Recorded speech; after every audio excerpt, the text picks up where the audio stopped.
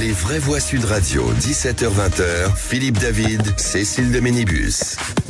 On est ravis de vous retrouver, on espère que tout va bien. Ça va Philippe David? Bonsoir Cécile de Ménibus. Je dois le dire, heureux de vous retrouver parce que pendant 4 jours, vous avez été sans voix, c'est le cas de le dire. C'est moi qu'on puisse dire, oui. Et vous nous avez vraiment manqué, et là, par un miracle quelconque, vous avez retrouvé 70% de votre voix. C'est marrant, 4 jours sans voix, mon mec était ravi. Alors vous êtes bien, je suis ravi d'avoir des gens qui sont contents de retrouver ma voix. Est-ce que vous me permettez de lui marquer ma solidarité masculine? Ouais, bien sûr, vous pouvez.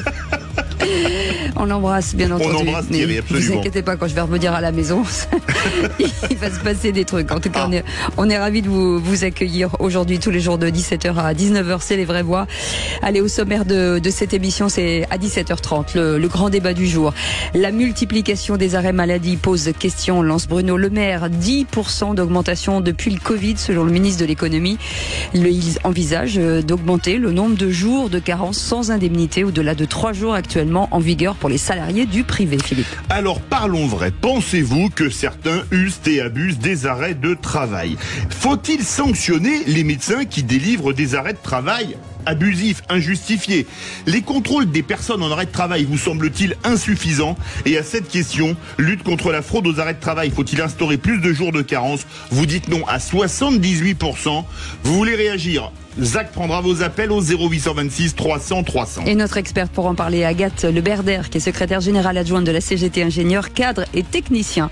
Et puis le coup de projecteur des vraies voix à 18h30. Le groupe de niveau prévu pour la rentrée ne passe pas auprès des syndicats d'enseignants. Groupe de niveau en 6e et 5e en français et en mathématiques. Certains enseignants annoncent tout simplement vouloir désobéir. Ils refusent de mettre en place ce qu'ils appellent un tri de leurs élèves. Alors parlons vrai, est-ce que les groupes de niveau sont une bonne chose pour remonter le niveau des élèves en difficulté? Pensez-vous que la désobéissance civile ne devrait pas exister dans un pays démocratique? Êtes-vous choqué que des enseignants refusent d'appliquer les consignes du ministère? Et à cette question, groupe de niveau, certains profs ont-ils raison d'appeler à la désobéissance civile? Eh bien vous dites oui à 61%. Vous voulez réagir encore et toujours, le 0826 300 300. Et notre expert pour en parler, Laurent Zameckowski, qui est avec nous, porte-parole de la Fédération des parents d'élèves de l'enseignement public et représentant de la PEP au Conseil supérieur de l'éducation. Allez, on vous souhaite la bienvenue. On est ensemble jusqu'à 19h. Les vraies voix Sud Radio. Philippe Bilger, que je suis ravie de retrouver, mon président de l'Institut de la Parole. Ma complice lors du Kikadi. D'ailleurs, vos résultats se sont effondrés depuis que Cécile n'est plus là pour vous aider. On parle du niveau scolaire, votre niveau de qui c'est qui vous commencez à mentir. Le lundi de Pâques, j'ai gagné largement. Évidemment, vous avez soudoyé Frédéric Brindel après l'avoir fait régulièrement avec Cécile de Ménibus, qu'on embrasse d'ailleurs. Il y avait un arbitre honnête. Ça veut dire quoi? Que celui-là, il n'était pas? Bien sûr. Écoutez, Philippe David, j'ai envie de vous dire ça, hein? Si ça, c'est pas méchant. Allez, Françoise Laborde est avec nous. Bonsoir, Françoise. Bonsoir.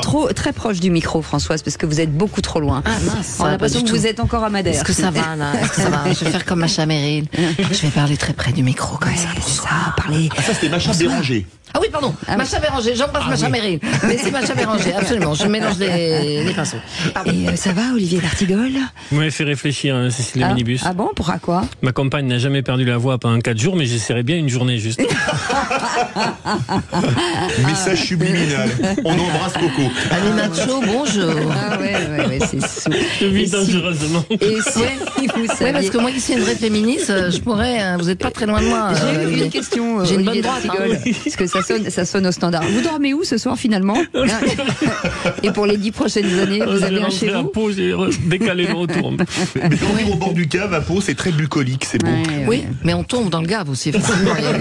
C'est une émission qui se privatise. Allez, à ce numéro que vous avez composé, 0826 300 300, Basile de Rouen est avec nous. Bonsoir Basile. Bonsoir. Bonsoir.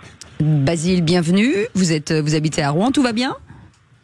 Oui, alors tout va bien, oui, mais j'étais quand même un petit peu dans un coup de gueule vu la participation de Monsieur Bataillon, le président de la commission sur la TNT, qui a participé à l'émission de Cyril Hanouna, qui est la personne la plus sanctionnée de la télévision par l'Arcom.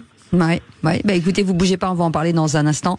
0826 300 300, ce même numéro, c'est notre répondeur cette fois-ci. C'est Simon de Perpignan. Je voulais réagir là tout ce week-end. Là, on a énormément parlé d'une pseudo-humoriste d'extrême gauche qui se permet d'appeler sur les radios publiques à l'insurrection si le RN venait à gagner les élections démocratiquement. Bon, d'abord, c'est inacceptable, c'est inadmissible déjà. Bon, ça c'est la gauche stalinienne, trotskiste qui ressort, évidemment, qui n'a rien à faire de la démocratie, mais simplement sous couvert de la gauche veut prendre le pouvoir. Encore une fois, comme M. Macron, on utilise la peur naturelle des Français pour essayer de les amener à ne pas voter selon leurs convictions et leur envie. Voilà Sud Radio. Bonne journée à vous. Alors l'humoriste, on parle de Mao Drama, une humoriste. Et ce n'était pas sur l'antenne de France Inter, et l'humoriste sur France Inter, c'était dans le forum Mediapart. Il a tout à fait raison de la dénoncer, mais sur l'essentiel, je suis très inquiet si Marine Le Pen, et au-delà de toute appréciation politique, était élue, le climat démocratique de la France est tellement perturbé que je craindrais le pire. Françoise Laborde. Moi, ce qui me frappe dans ce genre de prise de position de cette jeune femme qui, manifestement, ne connaît pas les règles de la démocratie, peut-être qu'il serait bon à un moment donné qu'elle reprenne un peu quelques cours, mais au-delà, c'est vraiment la tendance contemporaine, j'allais dire, issue de ce qu'on appelle le wokisme, c'est-à-dire que dès que quelqu'un partage une opinion différente de celle d'un certain nombre de groupuscules, de minorités agissantes, il faut les faire taire. Ils n'ont pas le droit à la parole, ils peuvent pas s'exprimer. Et donc, on a complètement perdu cette espèce de capacité à échanger avec des gens qui ne partagent pas les mêmes points de vue, qui ne sont pas du même bord politique, qui ont des opinions différentes. De même qu'on a perdu toute capacité d'esprit critique. Alors, est-ce que c'est l'éducation nationale qui est responsable ou pas, je ne sais pas.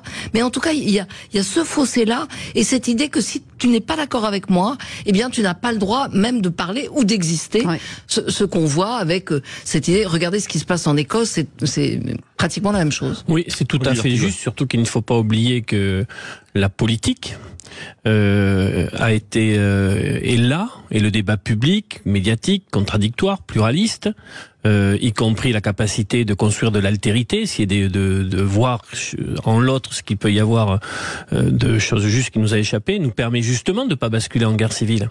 C'est cette façon de pratiquer, de vivre, de débattre, la disputation au sens latin du terme, qui nous permet de ne pas basculer dans l'affrontement.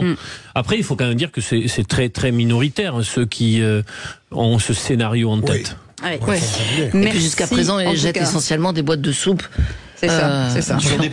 Sur des tableaux. Alors qu'on ferait mieux de les boire. Voilà, c'est ça. Et sauver la peinture. Merci beaucoup, en tout cas, Simon d'Occitanie. Et tout de suite, Basile est avec nous. Basile de Rouen, sur cette participation du président de la commission d'enquête, Quentin Bataillon, à l'émission de Cyril Hanouna. Vous êtes pour ou contre, en fait? Pour ou contre la participation à l'émission? Oui. Plutôt contre. Il a même été rappelé à l'ordre par la présidente de l'Assemblée nationale parce qu'il a un rôle particulier dans cette commission d'enquête. Donc si une personne de son camp et qui est la troisième personnalité de l'État lui dit quand même qu'il faut savoir rester à sa place et faire preuve de neutralité dans un contexte, surtout sur le plateau de la personne la plus sanctionnée de l'audiovisuel, qui lui offre un cadeau en direct et qui se met à dénigrer une personne qui a déjà été auditionnée.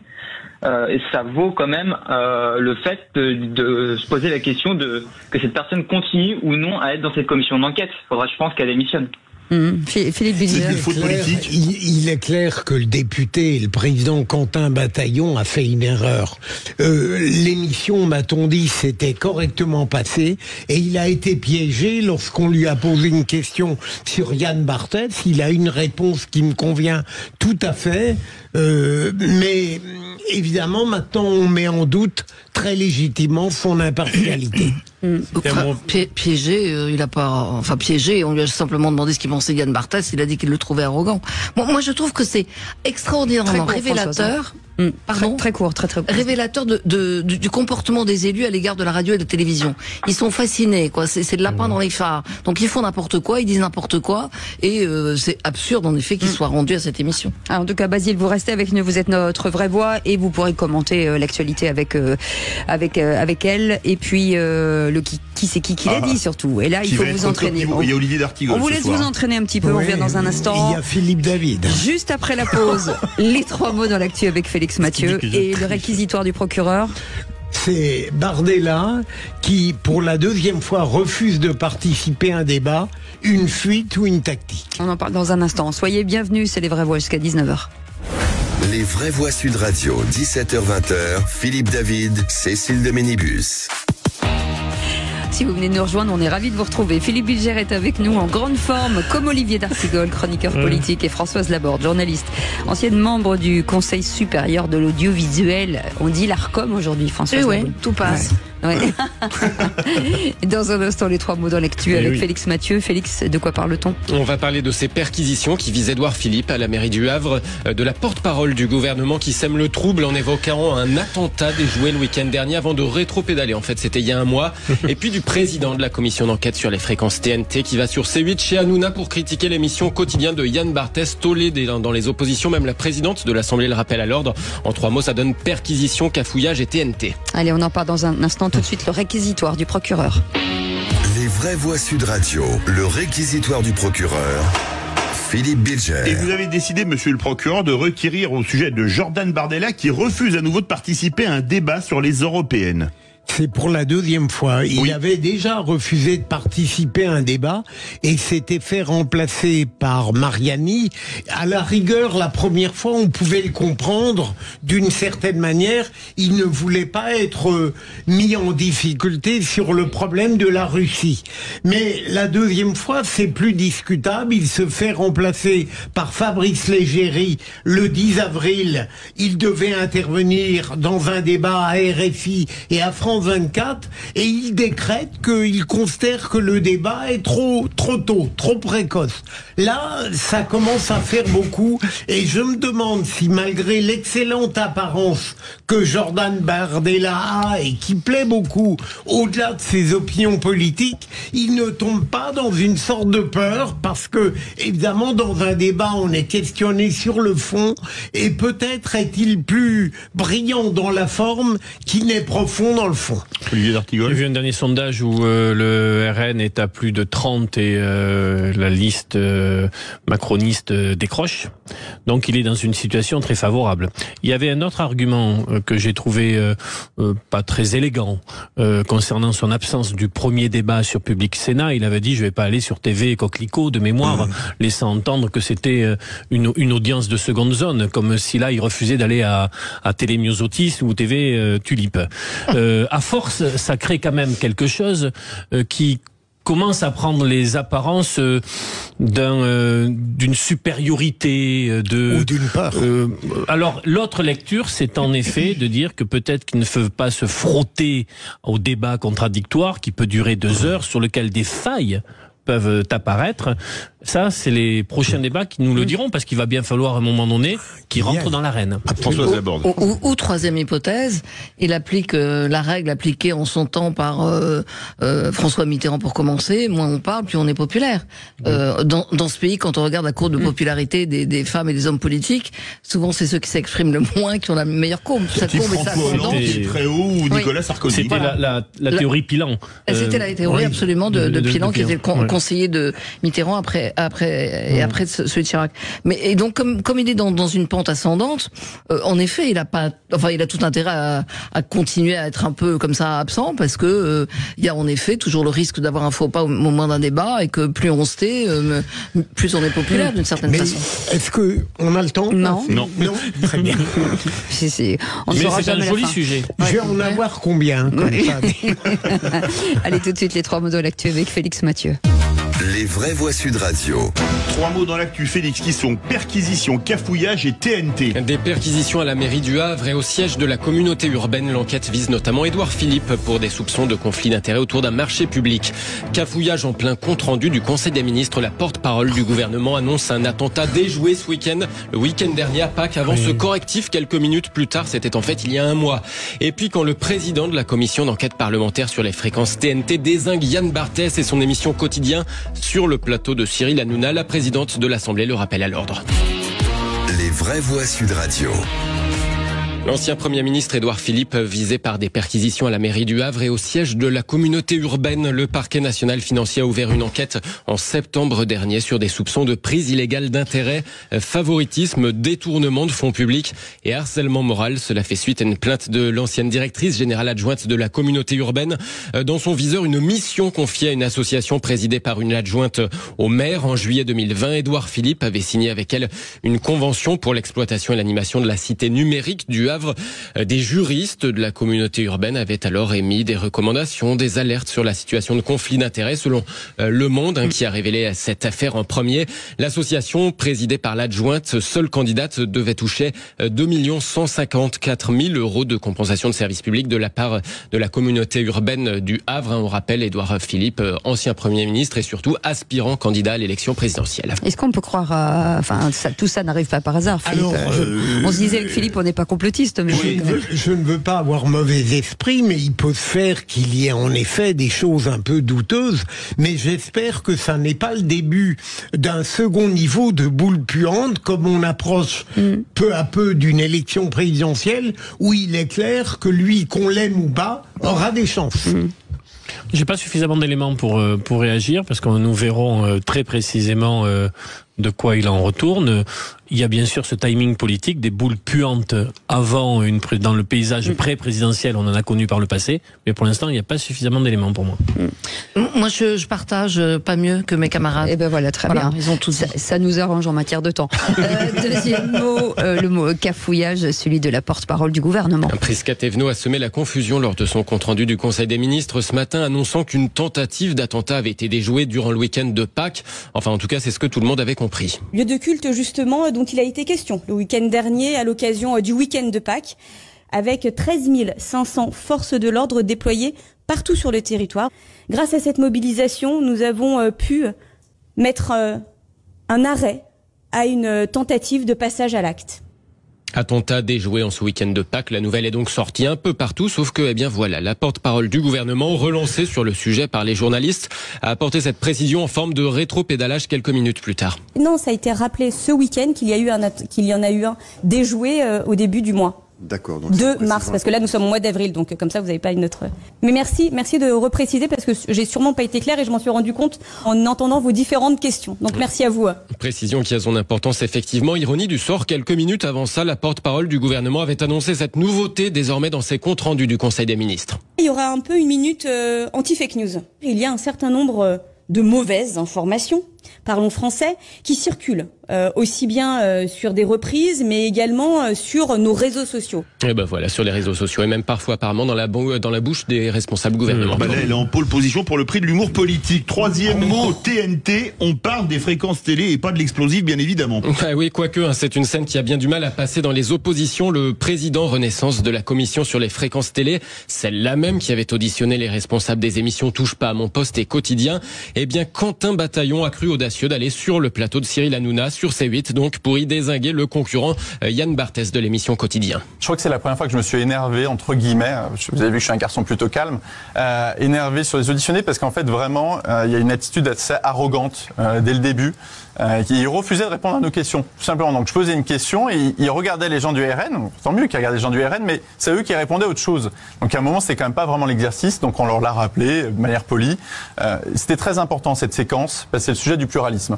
C'est aussi le rôle de chaque chaîne d'inviter tout le monde, comme vous le faites, et je vous en félicite. Je pense que c'est important, parce que dès qu'il y a un des acteurs qui ne répond plus à son rôle, ça crée la défiance. La scène provoque un tollé dans les oppositions, et pas que. Même la présidente de l'Assemblée nationale, Yaël Braun-Pivet, s'en est mêlée dans un communiqué. Elle rappelle Quentin Bataillon à son devoir de réserve en tant que président justement de cette commission d'enquête sur les fréquences télé. Merci beaucoup Félix Mathieu. Allez, vous restez avec nous dans un instant. Le grand débat du jour, le gouvernement qui s'inquiète du coût de l'indemnisation des arrêts maladie réfléchirait à augmenter même la durée des 3 jours non indemnisés, Philippe. Alors parlons vrai, pensez-vous que certains usent et abusent des arrêts de travail? Faut-il sanctionner les médecins médecins qui délivrent des arrêts de travail injustifiés. Les contrôles des personnes en arrêt de travail vous semblent-ils suffisants? Et à cette question, lutte contre la fraude aux arrêts de travail, faut-il instaurer plus de jours de carence?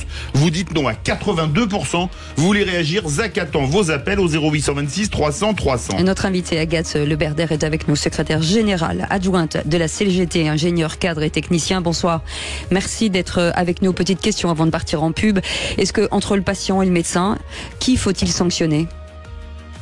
Eh bien, aucun des deux, évidemment, puisque quand on est malade, on ne le choisit pas. Et voilà, 0826 300 300, on en parle dans un instant. Vous pouvez nous retrouver, bien entendu, sur notre chaîne YouTube. Et on vous incite à vous abonner. On a passé les 900 000 ? Oui, et on est à 902 000 pratiquement là. 902 000, très bien. Et ben, si on pouvait passer à 903 000 dans 5 minutes, ça nous arrange. Je dis rien, je veux pas faire la maîtresse d'école, mais après, vous organisez comme vous voulez. Allez, avec Philippe Bilger aujourd'hui, Françoise Laborde et Olivier D'Artigol. Tout de suite, le grand débat du jour. Les vraies voix Sud Radio, le grand débat du jour. Un arrêt de travail en quelques clics et sans même voir un médecin. Avec les réseaux sociaux, c'est très facile et complètement illégal. Le gouvernement dit vouloir lutter contre des professionnels peu scrupuleux qui délivrent ce qu'il appelle des arrêts du lundi. Quand on a un doute, en général, on privilégie la demande du patient parce qu'il est quand même rare d'avoir des patients qui feignent la douleur. Le préjudice total estimé par les arrêts maladie de complaisance ou falsifiés s'élève à 5 millions d'euros, un chiffre en forte hausse. Et la multiplication des arrêts maladie pose question, c'est ce qu'a lancé Bruno Le Maire. Le gouvernement pourrait donc à nouveau jouer sur le délai de carence pour réduire les dépenses liées aux arrêts maladie, dont le coût est orienté à la hausse depuis plusieurs années, Philippe. Alors parlons vrai, pensez-vous que certains usent et abusent des arrêts de travail? Faut-il sanctionner les médecins qui ordonnent des arrêts de travail injustifiés? Les contrôles des personnes en arrêt de travail vous semblent-ils suffisants? Et à cette question, lutte contre la fraude aux arrêts de travail, faut-il instaurer plus de jours de carence? Vous dites non à 83%. Vous voulez réagir? Le 0826 300 300. Et notre invité Agathe Leberder est avec nous, secrétaire générale adjointe de la CGT, ingénieur, cadre et technicien. On vous remercie d'avoir accepté notre invitation. Bienvenue. Avant de revenir à vous, un petit tour de table avec Philippe Bilger. Alors, je suis partagé. Oui. Ma première perception, évidemment, compte tenu de mon tempérament et de mes idées, est de dire, après tout, dès lors qu'il y a des fraudes, des abus, voire des manipulations, c'est très bien de chercher à les réduire ou à les éradiquer. Et en même temps, à peine ai-je formulé cela que je me dis, est-ce que si nous allons au bout de cette logique, est-ce qu'on ne va pas tout de même, pour aller vers des formes d'économie, nous inscrire de manière presque irréversible dans une société de pure suspicion où des gens seront soupçonnés en quelque sorte par principe de favoriser la fraude. Là, j'avoue que je suis partagé et j'attends bien sûr l'avis de mes amis et de Madame la secrétaire générale adjointe. Voilà. Olivier D'Artigol. Je n'aime pas ce climat qui s'installe pour aller faire les économies que annonce Monsieur le maire en pointant les chômeurs. Il faut savoir que 60% des chômeurs ne reçoivent aucune indemnité. En pointant aujourd'hui ceux qui sont malades et qui donc ont besoin, pour l'écrasante majorité d'entre eux, d'avoir un arrêt maladie. Et j'y vois un contournement. Vous savez, vous avez donné le volume, 50 millions, d'accord, s'il y a de la fraude, il faut regarder. Mais il y a 8 milliards de fraudes dans notre pays aux cotisations sociales patronales. Ça n'est pas rien. Et si on prend les fraudes à l'assurance maladie, les assurés, ça n'est que 20% de cette fraude. Alors que les offres de soins, vous savez, ces pseudo-centres ophtalmologiques, dentaires, les audioprothésistes, c'est 70% de la fraude à l'assurance maladie. Ces centres souvent privés, des pans entiers de l'assurance maladie a été privatisé pour des gens et des activités qui vont aller faire du fric. Donc c'est aussi une opération de diversion pour ne pas poser les vrais sujets. Françoise Laborde. Moi, je trouve que il y a en effet quelque chose d'assez malsain, désagréable, dans l'idée que toutes les annonces qu'on a récemment, c'est en effet aller chercher. Alors bien sûr, il faut lutter contre la fraude, tout le monde est d'accord là-dessus, il n'y a pas de question. Mais alors, tantôt c'est les chômeurs, en effet. Pourquoi? Parce que le régime de l'Unédic, qui est quand même co-géré par le patronat, les syndicats, et qui est payé par les salariés, il est excédentaire. Donc on se dit, ah bah tiens, ça tombe bien, il y a peut-être un peu d'argent à récupérer là. Rappelez-vous, il y a quelques mois, c'était le régime Arco, caisse de retraite des cadres excédentaires, sur lequel le gouvernement disait, ah, il y a peut-être un peu de sous à prendre là-dessus. Et là maintenant, on se dit, bah pourquoi pas, après tout, l'assurance maladie. Donc on a le sentiment que il y a une sorte de recherche de facilité pour aller combler les déficits budgétaires qui en effet sont gravissimes, et on se dit, est-ce que c'est par ça qu'il faut commencer? Je ne suis pas sûre. Allez, on va poser la question à Agathe Leberder qui est avec nous. Merci d'être avec nous. Aujourd'hui, on parle de fraude. Vous êtes d'accord pour dire qu'il y a de la fraude et que si elle existe et qu'elle est avérée, il faut trouver des solutions? Alors, elle existe, vous avez cité le chiffre, ça coûte 5 millions d'euros, mais là, le gouvernement veut faire 1 milliard d'économies, et je trouve ça sur cette histoire de délai de carence d'arrêt maladie, et je trouve ça très bien que vous soyez toutes et tous revenus sur l'ambiance générale quand même à laquelle on fait face, dans laquelle les annonces du gouvernement sont en fait des menaces pour les salariés, pour les travailleurs et les travailleuses, qui visent à leur dire, on va vous prendre en fait sur vos droits au chômage, comme on a tenté de vous prendre sur vos droits à la retraite et qu'on a réussi à empêcher l'année dernière, pour faire des économies, alors qu'il y a plein d'autres sources d'économies à pouvoir identifier, analyser. À la CGT, on en propose plusieurs. La principale, c'est les aides aux entreprises, et notamment le fait de revenir sur des exonérations qui touchent justement la branche qui rembourse les arrêts maladie, la branche de la sécurité sociale qui finance nos indemnités journalières d'arrêt maladie, c'est la branche c'est la branche de l'assurance maladie. Et aujourd'hui, les employeurs sont exonérés d'un certain nombre des cotisations qui sont payées par les salariés dans cette branche, à hauteur de 40 milliards d'euros pour le prochain budget. Et c'est là-dessus qu'on pourrait revenir, par exemple, pour récupérer de l'argent, pour financer ces arrêts maladie. Mais une question, si on va chercher de l'argent, là c'est quand même peut-être plus facile, parce que quand on parle souvent de la fraude, mais la fraude il faut enquêter, on manque d'enquêteurs, là au moins c'est quand même un peu plus facile, parce que à mon avis si la Sécu regarde, il y a certains médecins qui donnent beaucoup plus d'arrêts de travail que d'autres, non? Le problème qu'on a avec ces histoires de délai de carence, c'est que toute la recherche scientifique sur le sujet, notamment toutes les études qui ont été faites par les services de statistiques publiques français, donc l'INSEE, l'adresse, qui analysent justement les effets des politiques publiques qu'on met en place, notamment sur les arrêts maladie, montrent que c'est inefficace. C'est-à-dire que ça conduit effectivement à diminuer le nombre d'arrêts courts, mais par contre ça conduit à augmenter le nombre d'arrêts longs. Donc in fine, ça coûte beaucoup plus cher à l'assurance maladie. Ce qu'il faut au contraire, c'est couvrir ces arrêts courts. Et il y a eu récemment des besoins très forts sur ces arrêts courts. Enfin, je ne sais pas si vous vous souvenez, mais il y a encore 3 ans, 4 ans, on était dans une crise du Covid où il fallait empêcher qu'il y ait une transmission d'un virus sur tous les lieux de travail et partout en France. Et où évidemment la question du délai de carence ne se pose pas à ce moment-là. On a aussi le sujet qui monte de la question de l'endométriose qui touche de nombreuses femmes et qui ont besoin en fait de se reposer pendant 1 jour ou 2 et d'être couvertes par l'assurance maladie et de ne pas être pénalisées au portefeuille par ce type de mesures de délai de carence qui, en plus d'être inefficace économiquement parce qu'in fine ça nous coûte plus cher parce que les arrêts maladie sont plus longs, sont inefficaces d'un point de vue de la santé puisque les gens tirent sur leurs ressources, se fatiguent plus au lieu de s'arrêter. Olivier D'Artigol. Et j'attire votre attention sur les grands volumes financiers. Là, on parle donc de 5 millions. Moi, je suis vraiment favorable à ce qu'on lutte contre toutes les formes de fraude, qu'elles soient sociales ou fiscales. Il n'y a pas de problème là-dessus. Mais là, donc, c'est une niche de 5 millions. Il faut voir si des médecins se comportent mal. Il faut bien évidemment... 5 millions, quand on cherche 10 milliards, c'est vraiment même pas une goutte d'eau. Mais je vais contrebalancer avec un autre sujet, d'ailleurs, y compris des membres... on va chercher les fraudes ou on va pas les chercher. Oui, mais je donne juste... Bon, là, il y avait ces 5 millions. Le crédit impôt recherche qui participe à l'aide aux entreprises, y compris des voix au sein même de la majorité, disent c'est aujourd'hui 6 à 7 milliards, et on sait très bien qu'il y a au moins 3 à 4 milliards de ce CIR que l'État devrait récupérer parce qu'il n'est pas utilisé vers la recherche, l'innovation. Allez, 826 300 300. Est-ce qu'on va au standard avec Frédéric qui nous appelle d'Arcachon? Bonsoir Frédéric. Bonsoir Frédéric.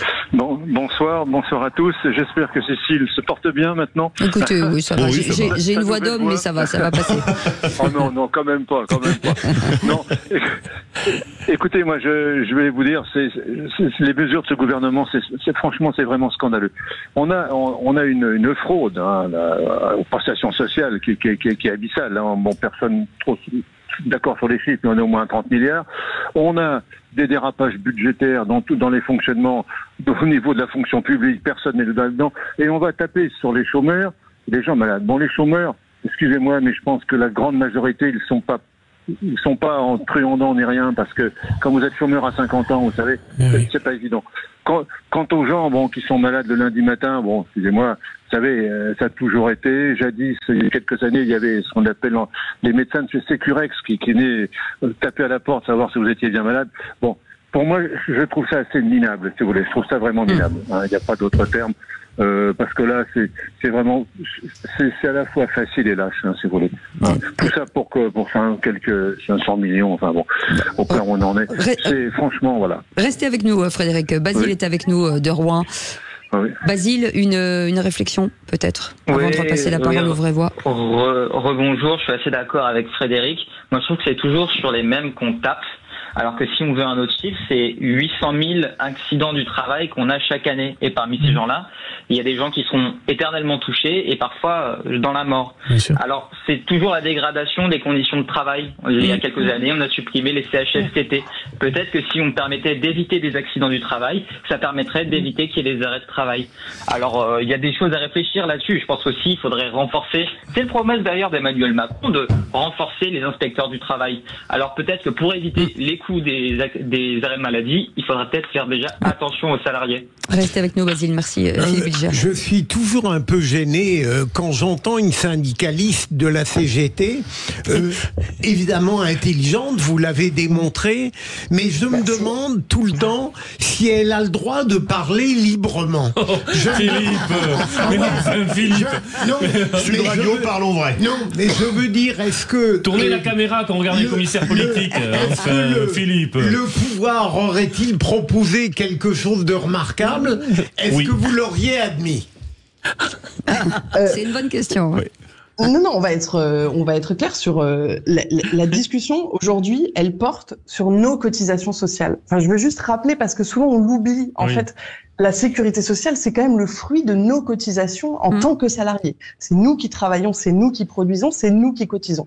Or aujourd'hui, l'État, le gouvernement, a souhaité remettre la main sur ces cotisations-là. Et c'est là qu'il y a un problème démocratique qui se joue quand même. C'est que c'est nous qui cotisons depuis des années. L'État exonère les employeurs de cotisations sociales, ce qui fait qu'il y a un manque à gagner aujourd'hui dans la sécurité sociale chaque année de l'ordre de 3 milliards. En gros, c'est quand même énorme. Et c'est ce qui conduit à ce que derrière le gouvernement nous dise il va falloir réformer et couper encore plus de droits. Ça, ce n'est pas possible, ce n'est pas acceptable. Et c'est la raison pour laquelle on s'oppose à des mesures qui, là, portent atteinte à ce qui nous couvre, à ce qui couvre nos arrêts de travail. Et puis, effectivement, je suis d'accord avec ce qu'a dit Basile, ne permettent pas de répondre aux vrais problèmes, c'est-à-dire quel est l'état de santé des salariés aujourd'hui dans les entreprises et les administrations. L'état de santé est manifestement mauvais. Les gens sont obligés de s'arrêter parce qu'ils sont fatigués, notamment parce que la durée du travail est quand même importante. Quand on pense, par exemple, aux salariés de l'encadrement, il y a la moitié des cadres qui aujourd'hui sont au forfait jour. C'est une modalité d'organisation du temps de travail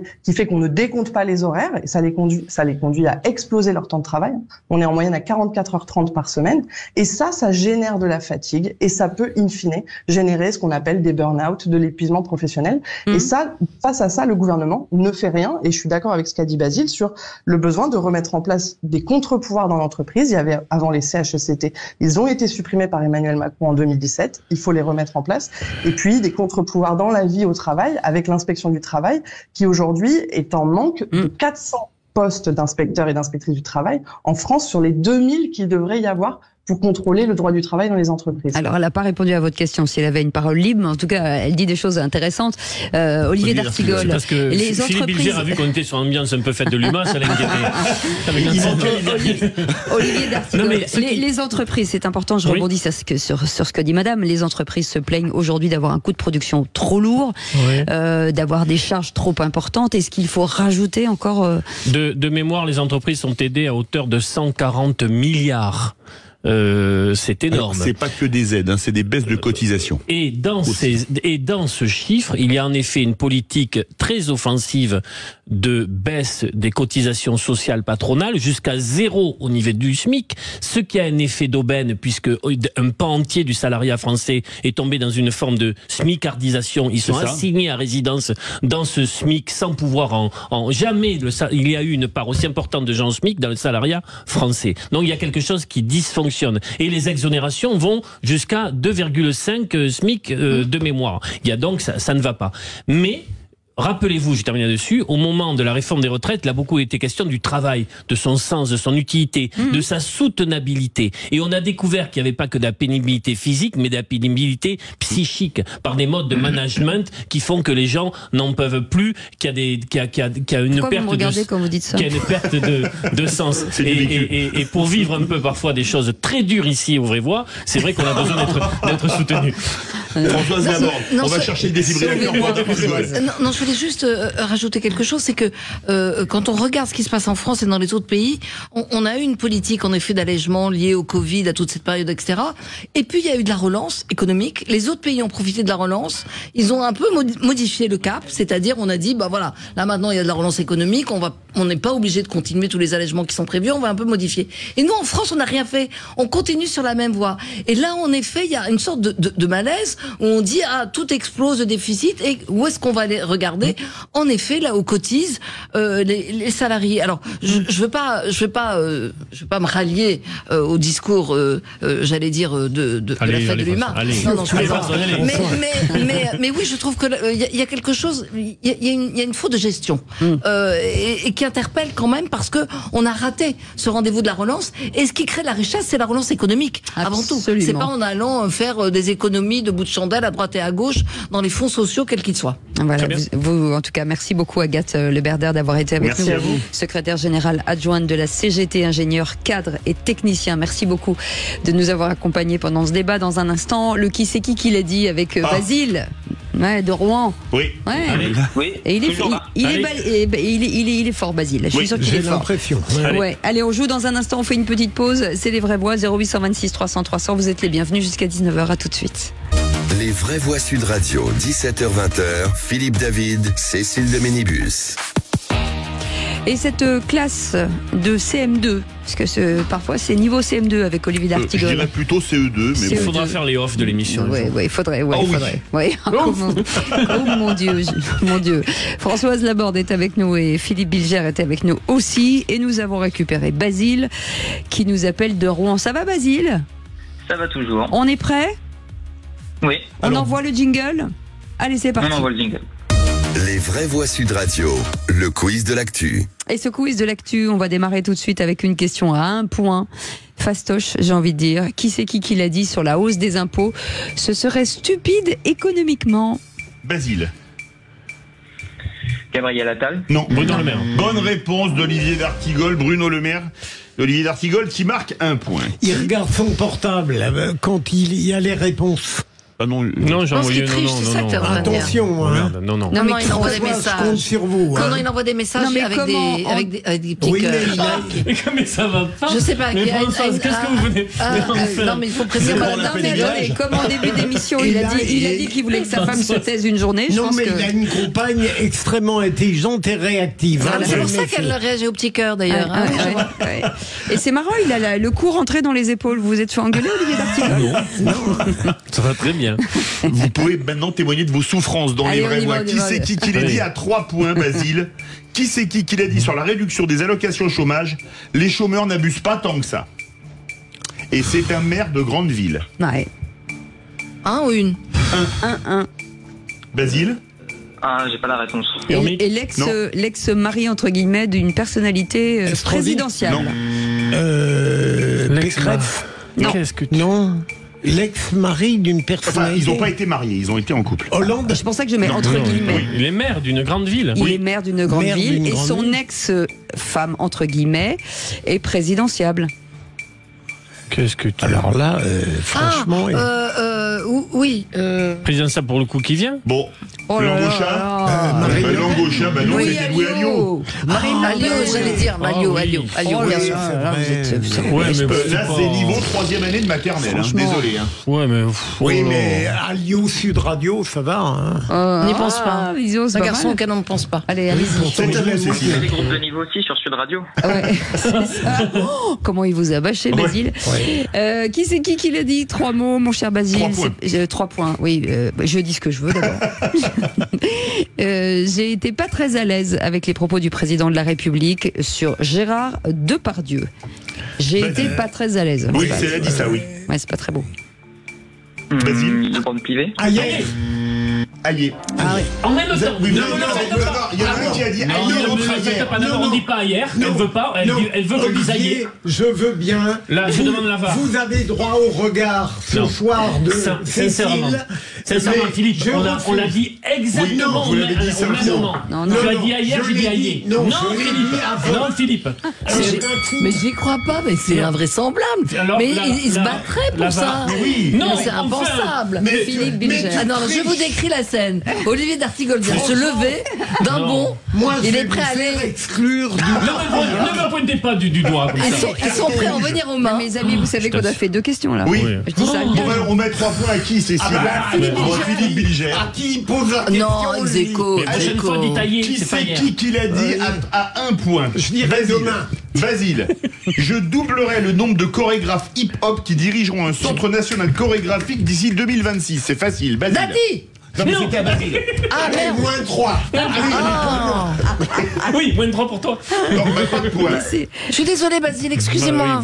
Mais je donne mes points à Basile. Voilà. Oui, Vous l'aviez. Allez, Basile, vous l'aviez, Dati. Les amis, il nous reste 10 secondes.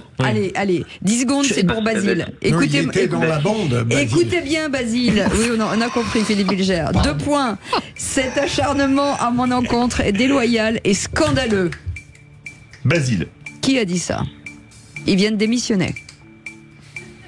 Bayou. Bonne réponse, mais il a dit en premier, Basile. On accepte, il l'a dit. Il y en a un qui a dit Bayou quand même. Ouais. J'ai entendu qu'il y avait un R qui traînait quelque part. Non, il a dit Bayou. Non. Il a dit Bon, Bayou. ça va. Alors, qui a Eh gagné? bien, écoutez, Basile 3 points, Philippe Bilger 3 points, mais de moins bon niveau, Olivier d'Artigol 1 point, et Françoise, vous avez 3 points douteux. Et désolé Françoise, failli. Mais vous Mais vous c'est pas rendez grave. compte, Cécile? Ouais, je me rends compte. Heureusement que je suis revenue. suis objectif. Non, mais moi. face à 2 compétiteurs bon de cette niveau et à qualité. quel titre? Parce que, pour moi, d'Artigol, il serait Mais ça devient de plus en plus dur Mais- me concernant de gagner parce que les conditions sont impossibles pour moi. Mais vous êtes un Mais vous allez tricheur, déposer plainte pour Olivier. harcèlement bientôt. Je Écoutez, vous croyais loyal. Je vous demande de vous arrêter. Je pense qu'ils sont dingues. Allez, merci Basile. Merci Merci, beaucoup. Basile. Basile d'avoir joué. Merci Basile. Merci, Au revoir. Au revoir. Merci, Au Basile. revoir. Au revoir. Allez, cafouillage complet. J'espère que c'est vous qui nous écoutez, vous avez un peu compris ce qui s'est passé parce que nous on n'a rien compris. Je vous le dis tout de suite. Et pourtant, on essaye d'avoir l'oreille fine, mais c'est pas facile. En tout cas, dans 10 minutes, le tour de table de l'actu de nos vraies voix. Philippe Bilger, on va parler de quoi? Une très mauvaise arbitre femme. Ah. Bah tiens, il n'y a pas de moi. C'est pour moi que vous dites ça? Non, Françoise pas du Laborde. Moi, je voulais parler de cette petite adolescente qui s'est fait agresser à la sortie de son collège à Montpellier et de la réaction de l'éducation nationale. Avec vous, Olivier d'Artigol. Les ours dans les Pyrénées. Ah, très bien. Allez, on en parle dans un instant. On vous souhaite la bienvenue. N'hésitez pas. 0826 300 300. Notre copain Zach vous attend tout de suite. 19h, vous ne manquez pas ce rendez-vous et on vous en remercie avec Philippe Bilger qui est avec nous tous les jours. Ça va, mon Philippe? Ah, très bien. C'est sympa cette petite victoire au qui c'est qui Oui, l'a dit. Victoire à la Pyrénées, c'est un 3-3. Ça m'a fait plaisir de gagner. Philippe David, est-ce que je peux avoir une conversation seule à seule avec Philippe Bilger? J'ai gagné en vrai. On connaît les liens de corruptifs qui vous unissent, mais C'est J'ai hallucinant. gagné en vrai et en dignité. Voilà, Les deux. exactement. Quelle Françoise indignité. Françoise Laborde, arrêtez de rigoler. Notre ami Olivier d'Artigol est avec nous. Et puis Pendant Félix. Oui. Pardon. Pendant la pause, je suis donc allé en régie. J'ai fait vérifier 2 ou 3 choses. Il faut donc me créditer de 3 points. 3 plus 1, 4. Merci pour cette victoire. Mais Mais c'est pas possible. Excellent. Allez, dans un instant, vous avez la parole, vous, direction Lyon avec vous, Félix Mathieu. Oui, le département toujours placé en vigilance rouge au cru ce soir. Les communes les plus touchées sont en décrue depuis hier, mais d'autres ont vu arriver l'eau ces dernières heures. Même si certains en rêvent, accusation ne signifie ni culpabilité ni condamnation, quels que soient les griefs reprochés à qui que ce soit. Il y a d'ailleurs dans notre droit la présomption d'innocence qui est là pour le rappeler. La présomption d'innocence, un point de droit qui semble être absent du logiciel des écologistes, puisque sur la base de ragots balancés lors d'une émission de télévision par Sandrine Rousseau, le député Julien Bayou s'est retrouvé cloué au pilori dans son parti et sur les réseaux sociaux.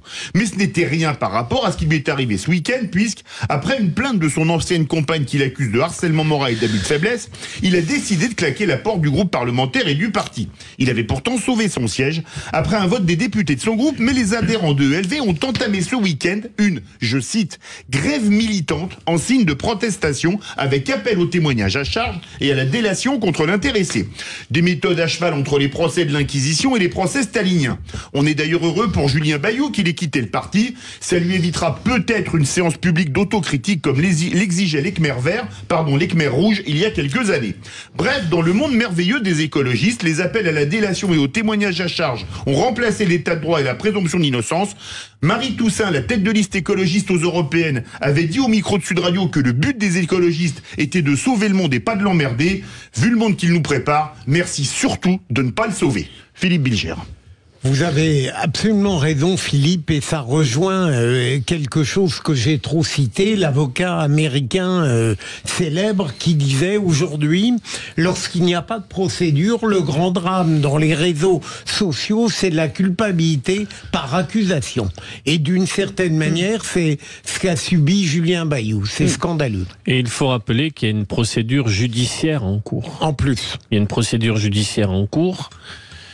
Dans cette justice, entre guillemets, interne au Vert, Julien Bayou avait eu un arbitrage favorable. Son groupe ne l'a pas exclu, mais ce week-end, il s'est donc passé quelque chose d'inacceptable, puisque tout cela n'allait pas pour les Verts. Ils ont mandaté un cabinet d'avocats en faisant un appel à témoignages au sein d'Europe Écologie Les Verts pour savoir... s'il y avait des témoignages qui pouvaient... Donc on voit bien que c'est une mécanique infernale qui n'avait pas d'autre choix. C'est très...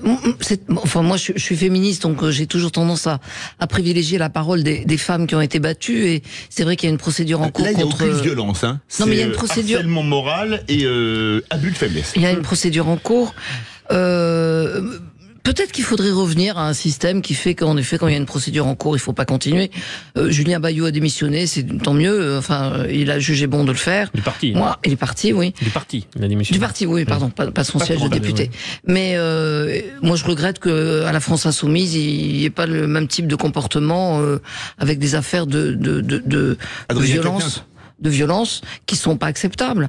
Je pense que oui, aujourd'hui, il est temps qu'enfin on écoute la parole des femmes et qu'on reconnaisse qu'il y a trop de comportements qui sont des comportements qui étaient acceptables il y a peut-être 10, 15 ans ou 20 ans et qui ne sont plus aujourd'hui.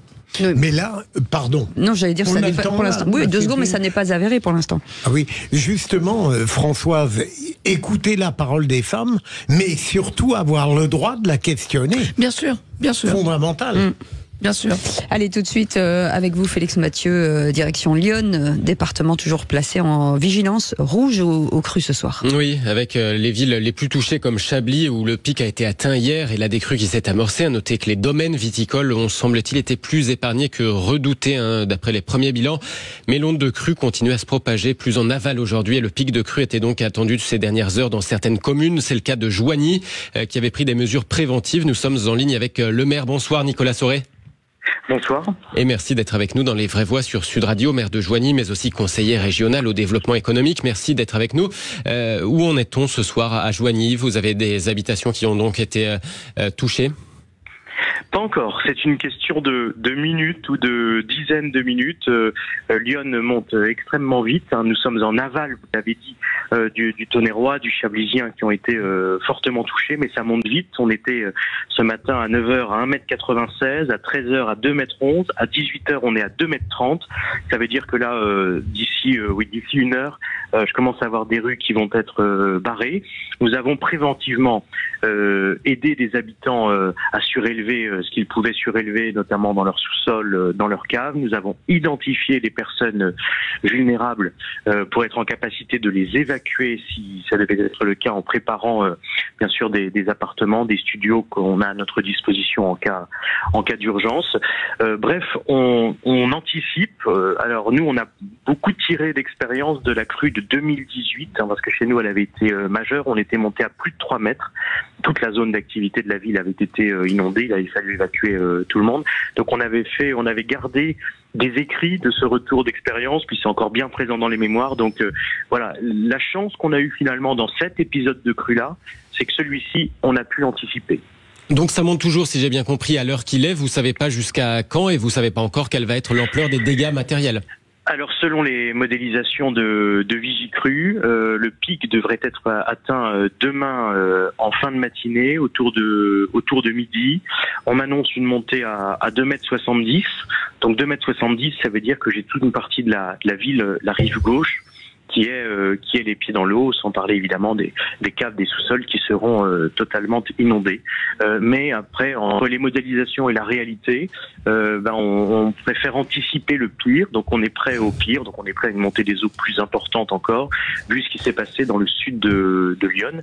Et comme en fait le sud de Lyon a été inondé par un cours d'eau qui s'appelle l'Armançon et qui est l'affluent principal de Lyon, on attend la vague, pour le dire trivialement. Merci beaucoup Nicolas Sauret d'avoir été avec nous, maire de Joigny dans Lyon et vice-président de la région Bourgogne-Franche-Comté, en charge notamment du développement économique. Merci beaucoup Félix Mathieu. Dans un instant, le tour de table de l'actu de nos vraies voix. Soyez les bienvenus, on est ensemble jusqu'à 19h. Les vraies voix Sud Radio, 17h-20h, Philippe David, Cécile de Ménibus. Ah, vous nous attendiez avec impatience. Ah, que oui. Vous attendiez Philippe Bilger, vous attendiez Françoise Laborde qui était Bien avec sûr. nous, Olivier d'Artigol, nous disant mais où qui sont Qui sont, c'est la version géographique Voilà, du qui c'est qui l'a dit. Exactement, voilà. On apprend à parler le français correctement dans les vraies voix, c'est ça qui est C'est plutôt bien. sympa. En tout cas, vous pouvez bien sûr réagir, 0826 300 300, vous êtes les bienvenus, on est ensemble avec Philippe David jusqu'à 19h au moins. Mais en attendant, c'est le tour de table de l'actu des nos vraies voix. Vous connaissez l'histoire de la femme qui va acheter un meuble chez Ikea? Non, moi je crois qu'il faut que vous arrêtiez d'essayer de dire des trucs. Ah bon? Ça vous fatigue déjà. Puis pour les autres, vous vous rendez pas compte de ce que c'est. C'est tout à fait vrai. Je vous jure, c'est pas bien. Il faut plus que vous parliez avec des gens. Le tour de table. De l'actualité. Et pourtant, vous avez la parole, Philippe Bilger. Oui, alors Stéphanie Frappard, un arbitre féminin, a arbitré le match hier Lyon-Valenciennes. Lyon a gagné 2-0, notamment avec un penalty généreusement accordé à la Cadette. 3-0. 3-0, c'est vrai. À 2-0, je conférais que le match était plié. Et rapidement, je suis frappé de voir, elle a obtenu la note la pire dans l'équipe, 1/20. Alors, peut-être est-ce parce qu'elle est une femme, et évidemment je comprends, si c'est le cas, l'indignation de Françoise, mais je m'interrogeais surtout sur la manière dont les arbitres français apparaissent mauvais. Est-ce qu'ils apparaissent mauvais parce qu'ils le sont? Et après tout, c'est une hypothèse qu'il ne faut pas écarter. Mais peut-être aussi, les joueurs français et étrangers jouant en France sont tellement discutés ailleurs, et à commencer par l'équipe scandaleusement mauvaise joueuse, c'est le PSG, qui interpelle un arbitre, l'entoure, discute. C'est peut-être pour ça aussi qu'il ne ressemble pas à ces merveilleux arbitres anglais. L'arbitrage français globalement est très mauvais. Ça, c'est mon opinion sur le football. Ça m'aurait étonné, tiens. Mais regardez, les arbitres français ne sont jamais sélectionnés pour les top matchs en Coupe du Monde et en Coupe d'Europe et en Championnat d'Europe des Nations. C'est parce qu'ils sont jaloux de nous, c'est tout, Françoise 2. Je peux rien dire sur le sujet que vient d'évoquer Philippe, parce que je suis une fille du Sud-Ouest, donc je ne regarde jamais le football. Je ne comprends pas comment ça fonctionne. Je ne m'intéresse qu'au rugby. Et au rugby, je tiens à le dire, on respecte l'arbitre, même quand objectivement il se trompe. Ça n'arrive pas que l'arbitre soit menacé, mal noté, etc., etc. C'est une autre culture. Voilà. Donc je rends hommage à tous les joueurs de rugby et tous les arbitres de rugby. Les décisions arbitrales au rugby sont très rarement contestés par les équipes ou par le public. C'est le cas, par exemple, pour la section paloise qui est exemplaire. Vous avez regardé ça y est, j'ai passé en message du Sud à la dernière Coupe du Monde. Et nous avons quand même une école d'arbitres français en rugby qui est top niveau. Merci. Voilà. Alors là, l'arbitrage français au rugby est top niveau. Tout ça pour dire ça, en fait, Olivier d'Artigol. Pas mieux, on y va. Pas mieux. Non, mais on peut quand même dire que l'arbitrage de France-Afrique du Sud était nul à la dernière Coupe du Monde, mais ça, c'est que mon point de vue. Je fais appel aux mémoires rubistiques d'antan. Quand François Moncla, un grand copain à moi, un grand flanqueur du 15 de France à la fin des années 50, début des années 60, avait botté le cul à un arbitre à Twickenham. Voilà. La bonne nouvelle dans tout ce que vous venez de dire, c'est que vous avez un copain. Il y avait un papier formidable de Kléber Hédin sur le sur le l'équipe le lendemain. C'est vrai. Oui. Kléber Hédin. Bon, et quelle plume. Les amis, formidable. Salut au Kentucky. Allez, dans quelques instants, on va revenir sur Montpellier, une élève de 14 ans qui est malheureusement dans le coma. Mais juste avant, Olivier d'Artigol, puisque vous avez envie de parler, les ours dans les Pyrénées. Alors, nous avons eu hier le relevé de l'Office français de la biodiversité réseau Ours Brun, qui a donné donc comme chaque année un point sur la population ursine des Pyrénées. Pyrénées donc versant français et versant espagnol. Il y a donc eu des ours toujours plus nombreux. C'est une bonne nouvelle pour la biodiversité. Ils étaient donc en 2023 83 individus. Ils n'étaient que 70 en 2020. Donc vous vous souvenez cette actualité il y a quelques années avec la réintroduction d'ours, notamment des ours slovènes, Sorita qui est aujourd'hui en vallée d'Osso, parfois en Aspe, Claverina qui elle est en Espagne, en Aragon, et il y a 16 oursons l'année passée donc qui sont nés. Donc c'est quelque chose de positif pour les Pyrénées. Il y a bien sûr de la prédation, il faut en parler parce qu'il y a la cohabitation entre l'animal et l'homme. Il y a eu 349 attaques en 2023 avec plus de 550 bêtes tuées ou blessées, ce qui est toujours un traumatisme pour le berger et pour le troupeau. Il y a des endroits où la cohabitation se passe bien, en bonne intelligence, d'autres où c'est beaucoup plus rugueux, difficile. En tout cas, sur cette actualité, il y a une actualité positive pour la biodiversité, mais avec une alerte concernant la diversité génétique, qui est un enjeu vital. Et il y a donc là une trop forte consanguinité, notamment les 85% des individus nés depuis 1996 sont des descendants directs d'un mâle, Pyros. Donc il y a quelque chose là qui ne se passe pas bien. Je termine donc sur une idée qui va certainement faire débat. Il y a eu 4 ours tués durant le plan ours actuellement en vigueur, 2018-2028. Et donc déjà, les amoureux de la biodiversité et de l'ours des Pyrénées demandent la réintroduction de nouveaux individus. Mais là, ça va de nouveau soulever un débat qu'on connaît, c'est un débat passionnant. Philippe Bilger. Une victoire à la Pyros, non? Pas mal. Non, mais Cécile voulait de la culture, on lui en donne sans arrêt. Très haut de gamme. Françoise Laborde, vous qui avez un nom de patronyme pyrénéen. Gersois. L'ours ne vient pas jusque dans le Gers. Non, mais c'est très bien. L'ours dans les Pyrénées, mais évidemment, pensez pour les bergers qui ont beaucoup de difficultés et qui, évidemment, quand le troupeau est attaqué, vivent des moments extrêmement difficiles. Mais comment les... Pardon, on a le temps là, non, mais allez-y, posez la question. Comment les bergers se défendent contre les... Les cris. Ils envoient les chiens. Tu as d'abord les chiens, mais bon, on attaque... Pas tout. Voilà. Pas tout, oui. Quand tu es en estive, tu peux donc... le soir sécuriser ton troupeau, mais les attaques restent fulgurantes et très dures. J'ai un copain berger qui me dit Olivier, l'ours était là avant nous. Et donc il faut cohabiter avec lui. D'autres me disent, pour nous, tu peux pas t'imaginer le choc que c'est quand il y a une attaque. D'abord, les dégâts sont immenses et ça crée un choc vraiment. Et le problème, c'est que ce soit les lions, n'importe quoi, les loups ou les ours, ils avancent vers les centres-villes. C'est ça le souci. Notamment aussi. les loups.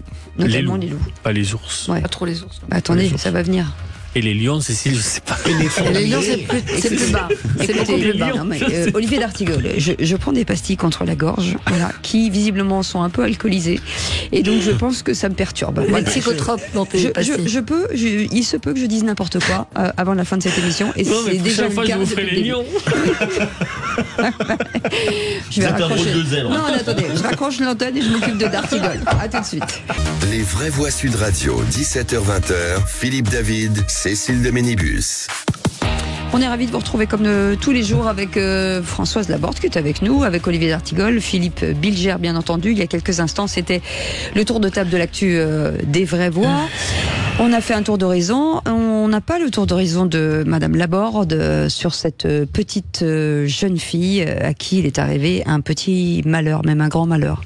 Oui, on parle de harcèlement scolaire, on parle de cette gamine qui a 14 ans et qui était harcelée depuis de nombreux mois, parce que même l'année précédente, elle était harcelée, donc tout son collège était au courant. Elle a eu des messages, elle est victime de messages d'appels au viol, enfin des choses extrêmement violentes. Et hier, ou avant-hier, pardon, je ne me rappelle plus du jour exact, peu importe, le professeur principal prévient la maman en disant, à Montpellier absolument, en disant il y a un rassemblement devant le collège, vraisemblablement ils attendent votre fille, etc. Et là, donc le prof fait ce qu'il a à faire. Et la mère demande évidemment à ce que la gamine reste dans l'enceinte de l'établissement. Et là, pas du tout.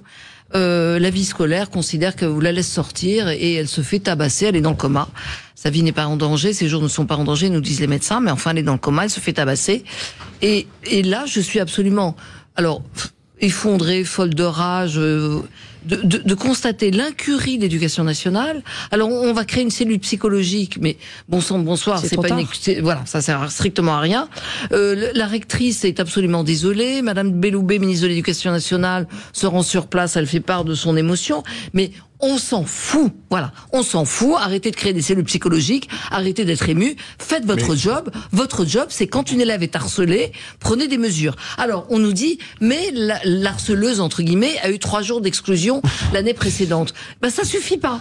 Et quand, en effet, on a une gamine qui est victime de harcèlement, et quand on dit que le harcèlement, c'est une grande cause nationale, eh bien, on se contente pas après d'être désolé, d'aller sur place, de taper dans le dos de la mère, et de créer une cellule d'écoute psychologique pour le reste des élèves. Il y en a marre, c'est insupportable, c'est n'importe quoi. Et excusez-moi, vous avez été prof, Olivier D'Artigol, quand un policier fait une connerie, il est révoqué, mais je ne vois jamais personne révoqué dans l'éducation nationale. Et là, j'estime qu'il devrait y avoir des révocations. Dans ceux qui ont laissé sortir la gamine, il faut les révoquer. D'abord, moi je partage... si. Non. Si la gamine était morte, excusez-moi. Oui, Philippe. En tout cas, je partage l'indignation et la colère en fait de Françoise, parce que systématiquement, quand il se passe ce type de choses, dans le continuum qui a amené à ça, il y a différentes alertes et on se demande donc comment, j'ai envie de dire, la communauté d'abord des adultes n'a pas protégé un enfant.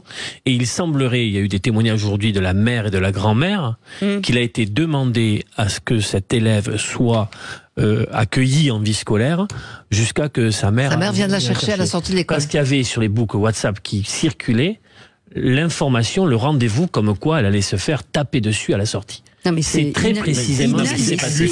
Donc il faut établir les responsabilités dans la communauté éducative et bien évidemment que des sanctions soient prononcées, bien sûr. Mais bien sûr, qui peuvent aller jusqu'à la révocation, n'en déplaise à Philippe Bilger. Non, mais je rejoins totalement Françoise et on l'a un peu dit ce matin, cellule de soutien, c'est parfaitement inutile. Et d'une certaine manière, on hypertrophie ce type d'événement qui se produit très souvent. On a le recteur, on a la ministre, on a le préfet qui viennent. Ce qu'il faut, c'est identifier très vite les 3 agresseurs. C'est fait, je crois. J'ai cru le comprendre. Ils sont mineurs, on les juge très vite et on exécute les peines. Mais vous savez, on avait reçu une maman d'élève, sa petite fille a, je crois, 11 ans. Elle fait de nouveau, donc elle n'est plus propre, puisque de peur. Bref, ils lui ont remis une couche à 11 ans tellement elle est terrorisée. Et donc elle habite dans une commune. J'en ai parlé avec Olivier D'Artigol. Elle est dans une commune. Elle est allée voir le maire. Ça fait 1 an et demi qu'elle demande à ce que ses filles qui la harcèlent soient déplacées. Et le maire a dit mais elles sont nées dans cette commune. Elles sont issues de cette commune. Vous êtes arrivés il y a 3 ou 4 ans. Vous n'êtes pas prioritaire. Je ne vais pas sortir de ma commune et excentrer. Et c'est hallucinant. Donc elle, en plus, elle a été obligée de changer de c'est collège. C'est la victime qui est sanctionnée. Et c'est la victime, encore une fois, qui est sanctionner. Pour le pas de vague, pour le coup, c'est du côté du maire, mais en fait, il y a un vrai souci. C'est exactement le cas en l'espèce, puisqu'on a parfaitement identifié la camarade de collège qui est à l'origine du harcèlement et qui a persisté. Bon, 2 jours d'exclusion, franchement, on se moque du monde. On se moque du monde. C'est pas une sanction. Il faut la renvoyer du collège, convoquer les parents en disant voilà, c'est terminé. Elle peut plus venir. Et c'est exactement à chaque fois la victime qui subit cette double peine. C'est le même scénario, ça n'a rien changé. Exactement. Voilà. Merci en tout cas Françoise d'avoir évoqué ce sujet. Dans un instant, le coup de projecteur des vraies voix. Nouvelle grève des enseignants hier dans les groupes, pour les groupes de niveau au collège. Une mesure phare souhaitée par le Premier ministre Gabriel Attal. Oui, et parlons vrai, est-ce que les groupes de niveau sont une bonne chose pour remonter le niveau des élèves en difficulté? Pensez-vous que la désobéissance civile ne devrait pas exister dans un pays démocratique? Êtes-vous choqué que des enseignants refusent d'appliquer les consignes du ministère? Et à cette question, groupe de niveau, certains profs ont-ils raison d'appeler à la désobéissance civile? Vous dites oui à 55%. Vous voulez réagir, le 0826 300 300. Et notre invité pour en parler, Laurent Zamokowski, sera avec nous, porte-parole de la Fédération des parents d'élèves de l'enseignement public et représentant du PEP au Conseil supérieur de l'éducation. Bonsoir, merci d'être avec nous. Petite question très rapide. Peut-on imposer finalement une solution unique à la diversité locale? C'est toujours le problème. Je veux dire, il y a des situations sont toujours diverses et avoir quelque chose qui vient d'en haut est toujours assez compliqué. Ce qui était intéressant dans le principe du groupe de niveau, c'était les effectifs réduits. Et là, on constate que les effectifs réduits ne sont que pour les groupes à plus faible niveau, justement. Ce qui est dommage parce que notre demande au départ, elle était surtout non pas de faire des groupes de niveau, mais surtout de réduire les effectifs en classe de manière à ce qu'on puisse mieux travailler les enseignants comme les élèves. On en parle dans un instant. 0826 300 300, vous êtes invité à réagir. À tout de suite. Les vraies voix Sud Radio, 17h-20h, Philippe David, Cécile de Ménibus. Ce soir, ce sont des vraies voix qui envoient du lourd. Philippe Bilger, Olivier d'Artigol, Françoise Laborde sont avec nous. Et vous, au 0826 300 300. Allez, on part direct. C'est le coup de projecteur des vraies voix. Les vraies voix Sud Radio, le coup de projecteur des vraies voix. Jusqu'à aujourd'hui, tous les élèves d'une même classe restaient dans le même groupe pour toutes les matières, avec le même professeur, les mêmes exercices, le même nombre d'élèves, peu importe qu'ils soient en grande difficulté en français ou en mathématiques. C'est à cette situation de perdant-perdant que je souhaite mettre fin avec des groupes de niveau au collège. C'est décrété dès la 6e qu'il va y avoir les élèves à la cave, les élèves au rez-de-chaussée et les élèves au premier étage. Et c'est s'assurer dans ces cas-là que ceux qui vont être désignés pour aller à la cave dès la 6e, ils resteront jusqu'au bout. Un élève qui chaque année est en échec scolaire. Les élèves, ils se partagent leurs notes entre eux. Vous croyez qu'ils ne se sentent pas stigmatisés? Au contraire. Notre système, en fait, ne pourra remettre de l'équité que si on apprend à gérer de l'hétérogénéité des classes. L'idée est claire. Donner à chacun ce dont il a besoin. En bref, aller vers un système gagnant-gagnant qui aide, accompagne et fait progresser tout le monde. Et les groupes de niveau prévus pour la rentrée ne passent pas auprès des syndicats d'enseignants. Groupes de niveau en 6e et en 5e, en français, mathématiques. Et certains enseignants annoncent tout simplement vouloir désobéir. Ils refusent de mettre en place ce qu'ils appellent un tri de leurs élèves.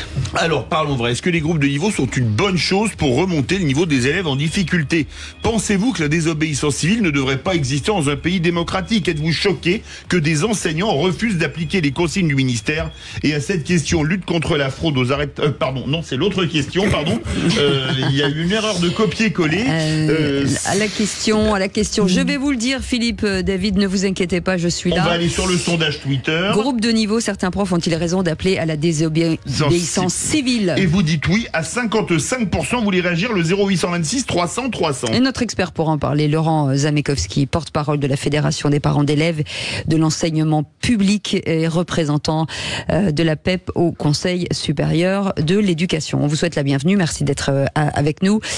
Philippe Bilger, pourtant ça avait l'air d'être une bonne idée, ces groupes de niveau. Mais c'est une bonne idée. S'il faut évidemment, et là, pour une fois, je ne ferai pas d'ironie à mon détriment sur ma dilection pour Gabriel Attal, qui a malheureusement quitté le ministère de l'Éducation nationale pour se faire remplacer par Nicole Belloubet, qui émollit, qui attiédit tout ce qu'il avait fait de bien.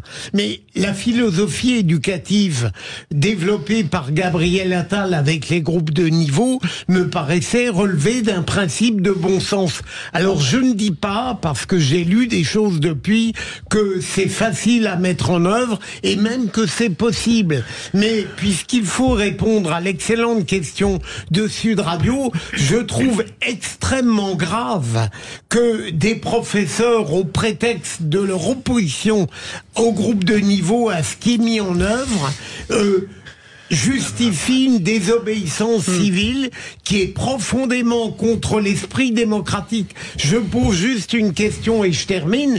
Que se passera-t-il? Que se passerait-il si demain, par exemple, évidemment ça n'arrivera pas à mon sens, la France basculait de la démocratie à la dictature? Alors là, la désobéissance civile serait plus que justifiée. Mais la mettre pour une affaire qui relève d'une opposition intellectuelle en faisant croire que c'est un Himalaya, c'est très dangereux.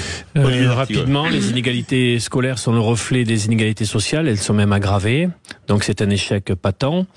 L'ancien prof que je suis ne connaît pas d'autre solution que d'avoir des professeurs bien formés, accompagnés dans leur pratique pédagogique dans les premières années, avec des groupes réduits. Et ça fonctionne. Dans ces groupes réduits, il peut y avoir de l'hétérogénéité en termes de niveau. Parce que moi, j'ai vu combien des élèves en difficulté, il y avait une émulation dans un groupe avec à leur côté des élèves mieux armés. Je ne vois pas en quoi le fait de regrouper les élèves en difficulté, mis à part l'assignation en échec scolaire que ça peut envoyer comme message, progresseront dans ce cadre-là. Mais tout ça est de la communication. Mais tout ça est de la communication politique, puisque les dotations horaires par établissement sont tombées et il n'y a pas la possibilité concrète, cher Philippe, de mettre en place ces groupes de niveau. Françoise Laborde. Moi, je suis pas compétente pour savoir si les groupes de niveau sont pertinents ou pas. Ce que je regrette, de toute façon, c'est, je pense que le corps enseignant devrait faire un peu son autocritique d'une manière générale. On est aujourd'hui à un niveau d'enseignement qui est devenu absolument pitoyable. Quand on voit le niveau moyen, la qualité des élèves. Moi, j'ai donné quelques cours à des élèves qui étaient bacheliers, une pauvreté, une méconnaissance de la littérature, une méconnaissance de tout. Ils n'ont pas lu la moitié des livres, ils connaissent rien à l'histoire, rien à la géographie. Quand je pense que récemment on a dit qu'il fallait supprimer le latin parce que c'était discriminatoire à l'égard, le latin c'est discriminatoire à l'égard de tout le monde. L'avantage du latin c'est que personne ne parle latin spontanément et que quand on apprend le latin on est tous au même niveau. Ça permet de parler français. Donc je trouve que je trouve qu'il y a là aujourd'hui en France une urgence à se dire pourquoi est-ce qu'on n'est pas capable d'avoir une éducation nationale de qualité et d'apprendre à nos élèves à lire, à écrire, à compter, à connaître leur table de multiplication et qu'on est en train, excusez-moi, de pinailler sur des choses secondaires, alors que franchement, la vraie question, c'est comment faire en sorte d'augmenter la qualité de l'éducation que l'on donne à nos enfants. Et là, je trouve que il y a franchement des autocritiques que devraient faire les profs. Laurent Zabetchkowski, vous êtes porte-parole de la PEP et représentant de la PEP au Conseil supérieur de l'éducation. On entend les vraies voix. On se dit, remonter le niveau de l'éducation nationale, vaste programme, mais quelles sont les solutions? Tout le monde aimerait bien le savoir, mais effectivement, il faut recommencer par la base. C'est-à-dire, bien évidemment, il y a un souci actuel sur le premier degré. C'est déjà ce que les précédents ministres avaient voulu faire, notamment Jean-Michel Blanquer. Manifestement, l'effet n'a pas forcément été là, puisque les baisses de niveau qu'on a constatées dans les études PISA avaient déjà été constatées, si je me souviens bien, sur l'étude de 2018. Donc c'est malheureusement pas nouveau, c'est une situation qui date depuis pas mal de temps, et peut-être aussi l'accumulation des politiques publiques qui, par facilité, ont choisi finalement peut-être de niveler par le bas au lieu de niveler par le haut comme on devrait le faire. Ça réagit beaucoup au 0826 300 300. Et Maxime est avec nous de Méru. Bonsoir Maxime, bienvenue. Bonsoir. Écoutez, moi j'entends votre précédent auditeur qui dit que les études PISA montrent... C'est le porte-parole de la PEP, c'est pas un auditeur, c'est Laurent Zabetchkowski. Et c'est un très bon porte-parole. Mais c'est un super porte-parole. Néanmoins... Il y a quelqu'un qui est censé parler à ce moment-là, mais c'est pas moi. Après, Allez, Maxime, on vous écoute. Oui, néanmoins, je constate pour être grand-père et côtoyer beaucoup de vieilles personnes, que les jeunes enfants sont de plus en plus évolués, de plus en plus éduqués, ont de plus en plus de facilité à apprendre, et qu'on ne remet jamais en question l'éducation nationale. Pour moi, aujourd'hui, il y a de moins en moins de vocations et de moins en moins de profs adaptés, peut-être et sûrement, à l'intelligence des enfants d'aujourd'hui. Allez, bougez pas Maxime, on va à Toulouse avec Jean-Bernard. Bonsoir Jean-Bernard. Oui, bonsoir à tout le monde, merci à Sud Radio. Écoutez, oui, j'entends effectivement tous vos commentaires. Moi, je suis quand même assez d'accord avec Laurence. Bon, j'ai 69 ans, je suis à la retraite, ça fait déjà quelques années, je fais de l'accompagnement sur l'aide aux devoirs dans l'école élémentaire et un collège.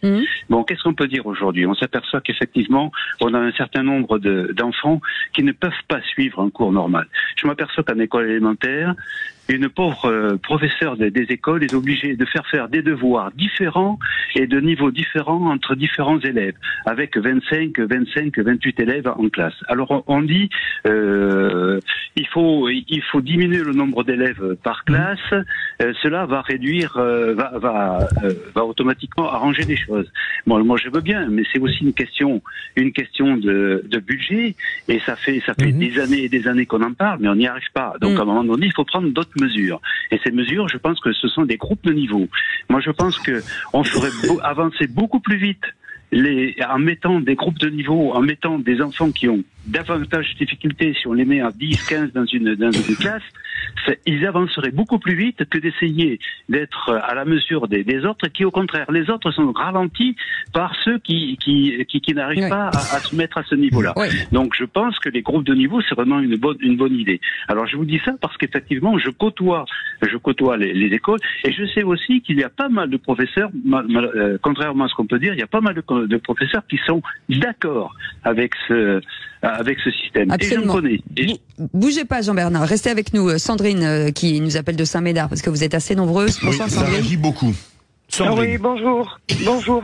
Alors moi, je pars sur le principe que si nous avons trop d'élèves en classe, ce serait de réduire donc le nombre d'élèves pour qu'il y ait plus d'attention de la part du professeur et plus de facilité pour son travail.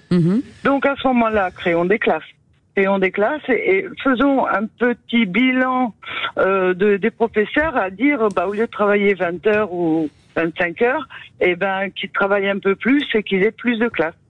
Voilà. Merci beaucoup Sandrine, vous restez avec nous. Une réaction peut-être Françoise Laborde. Moi pardon, c'est une parole que j'assume et qui est assez réactionnaire, mais je trouve que l'exigence qu'on a à l'égard des enfants, elle n'existe plus. Moi je suis frappée de voir, alors je prends l'exemple des miens, ils ont jamais appris une récitation par cœur, et puis un jour il y a eu miracle, un professeur qui leur a dit vous allez apprendre Victor Hugo, la légende des siècles, et mon fils s'est mis à réciter des alexandrins, et c'était merveilleux. Et en plus, quand on apprend par cœur de la poésie, ça vous accompagne toute la vie. Et c'est un secours émotionnel et psychologique, plus que toutes les cellules psychologiques qu'on peut connaître. Et donc, moi, ce que je regrette, c'est qu'il n'y ait pas ce niveau d'exigence, en effet, et qui devrait démarrer dès les toutes petites classes.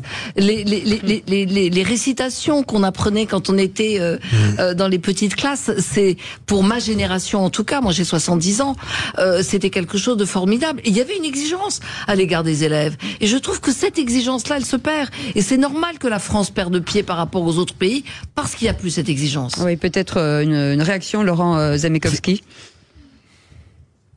Alors, enfin, on dit toujours c'était mieux avant. Il est consterné. Donc, il y a un moment, non, il y a effectivement un laisser-aller, mais qui est pas nouveau. Et je pense qu'effectivement, comme je l'ai dit tout à l'heure, par facilité. Après, je pense que aussi, c'est un niveau global de la société qui a déjà baissé. Je veux dire, il y a une problème de transmission. Vous vous doutez bien que, par exemple, sur l'orthographe, etc., lorsque les enseignants, mais aussi les parents, on est tous un peu fautifs là-dessus, le niveau a baissé globalement, et forcément, les enfants aujourd'hui, ça commence à se voir vraiment. Après, je vais revenir quand même sur les groupes de niveau. Je pense que sémantiquement, il y a eu une erreur en mettant ce côté-là, et pourtant cette question n'est pas nouvelle, puisque même les classes de niveau avaient déjà été évoquées par Najat Vallaud-Belkacem avec nous. On avait discuté de ça déjà début 2016, et ça remonte même encore avant. L'idée avant tout, effectivement, c'est d'avoir plus de facilité pour que les enseignants et les élèves puissent travailler justement sur des groupes à effectifs réduits, ce qui était l'aspect intéressant. Le fait que ça a été mis en place de manière un peu précipitée et peut-être pas assez concertée, en tout cas c'est le cas, même s'il y a eu des auditions, et ben aujourd'hui on se trouve dans une situation, et surtout le problème fondamental, c'est qu'on n'a pas réellement aujourd'hui les enseignants déjà pour pourvoir les postes existants. Donc vous doutez bien que faire des groupes à effectifs réduits, c'était pas possible, et c'est d'ailleurs pour ça que finalement les seuls groupes à effectifs réduits ce seront pour les élèves les plus faibles, et on revient finalement assez proche à ce qui existait déjà, parce qu'on avait avec les heures d'AP et aussi plus récemment avec la fameuse heure de techno qui avait été récupérée en 6e pour faire de l'approfondissement et ou bien sûr du soutien, finalement c'est toujours on revient sur quelque chose qui était à peu près identique, et quelque part au final ça risque de se disloquer par lui-même. Voilà, et ça a un peu cristallisé les angoisses, quoi. Ça réagit beaucoup au 0826 300 300 direction Narbonne. Bonsoir Nadine. Oui, bonjour, bonjour à tous. J'ai 74 ans, j'ai connu X réformes au niveau scolaire, mais par contre, je voulais juste faire un témoignage par rapport à la différence de niveau des élèves.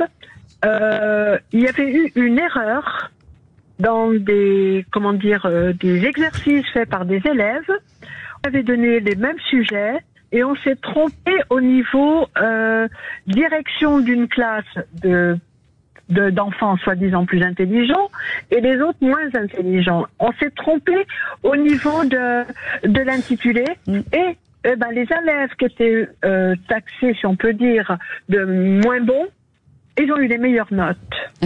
Parce qu'il n'y avait pas de distinction à ce moment-là. Et je pense qu'à force de stigmatiser, on met des enfants en fragilité, à mon avis. Voilà. Philippe Bilger, réaction de Philippe Bilger. Là, je suis pas, je respecte ce type de raisonnement, mais je pense que c'est l'inverse. C'est à force de ne pas vouloir stigmatiser qu'on dégrade les meilleurs. Oui, j'aimerais avoir un petit mot pour les Louis Germain d'aujourd'hui, l'Institut d'Albert Camus, parce qu'ils existent. Il y a des pépites aussi dans notre système scolaire. C'est vrai. On a un problème de recrutement, un problème de niveau, mais ils existent. Il peut encore avoir l'émerveillement pour un élève de rencontrer un prof qui va marquer sa vie. Quel bonheur quand ça arrive. Je l'ai connu, ça, moi. Mais Olivier, c'est oui. C'est oui. Voilà. C'est oui, ce sera le mot de la fin. On en parlera hors antenne. Merci beaucoup, en tout cas, Philippe Bilger, d'avoir été avec nous. On va remercier Laurent Zamekowski, porte-parole de la Fédération des parents d'élèves de l'enseignement public et puis représentant de la PEP au Conseil supérieur de l'éducation. Merci à tous ces auditeurs de nous avoir appelés. Merci Françoise Laborde. Merci à vous. D'avoir passé ce moment. Mais c'était un tel plaisir, j'adore. Merci Philippe, merci Olivier, merci Olivier d'Artigol. Allez, dans un instant, on va vous parler de Made in France, des entreprises qui relocalisent notre beau pays. On en parle dans un instant, ce sera les vraies voix responsables. À tout de suite.